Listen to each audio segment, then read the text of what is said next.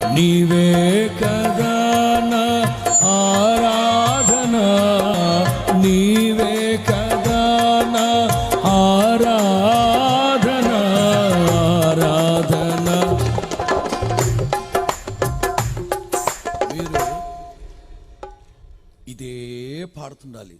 నేను మరలా వేరే రాగంలోకి వెళ్తా, మీరు మాత్రం ఇదే అంటాను.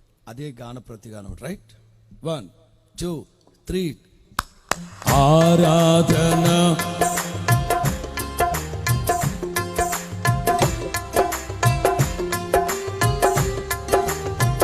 అయ్యా నీవే కదా నా,